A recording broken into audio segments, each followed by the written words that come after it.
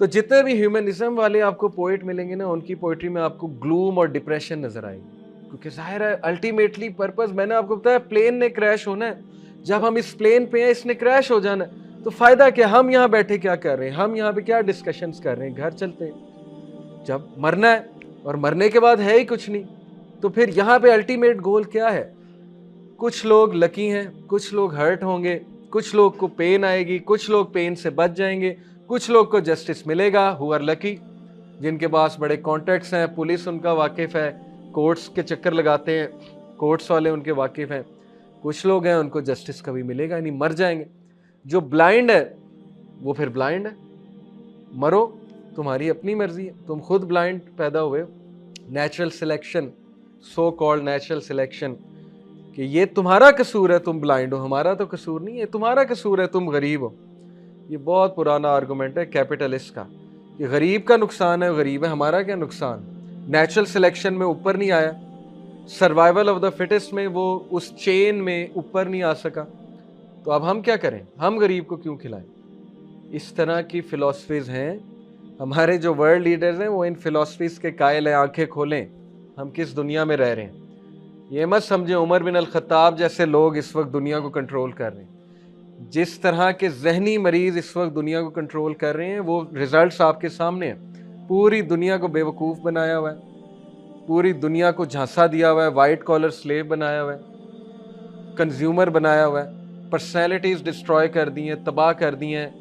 وہ جو لالی پاپ ہوتا ہے، وہ پورن اور یہ ساری چیزیں جو ہیں دی ہوئی ہیں، ہالی ووڈ کی انڈسٹری کھولی ہوئی ہے کہ بس ٹھیک ہے، جیسے بچے کو کھلونا پکڑا دو بچہ نہیں روئے گا، تو کھلونے پکڑائے ہوئے ہم سب کو، اور یہ ہم سوچتے ہی نہیں ہیں، ہم کویسچن ہی نہیں کرتے ان چیزوں کو، جیسے لائف گزر رہی ہم گزارتے جا رہے ہیں۔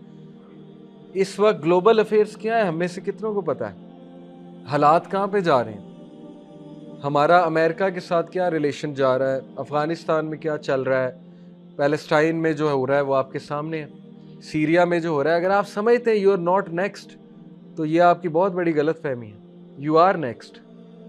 مسلمان، وہ جو علامہ اقبال کہتے ہیں نا کہ مسلمان سب سے بڑا خطرہ ہے اس دنیا کے لیے، کیپٹلسٹ ورلڈ کے لیے سب سے بڑا خطرہ مسلمان ہے۔ مسلمان بچہ ہے جس نے لا الہ پڑھا ہوا ہے اور اس کو لا الہ کی سمجھ ہے، ان کے لیے سب سے بڑا تھریٹ ہے، کیونکہ وہ کہتا ہے کہ اللہ کے علاوہ میں کسی کی نہیں مانوں، اور دس دے کانٹ بیئر۔ یہ میں گوروں کی بات نہیں کر رہا، ڈونٹ گیٹ می رانگ کہ گوروں کی بات ہو رہی، یہ میں ان ایول لوگوں کی بات کر رہا ہوں۔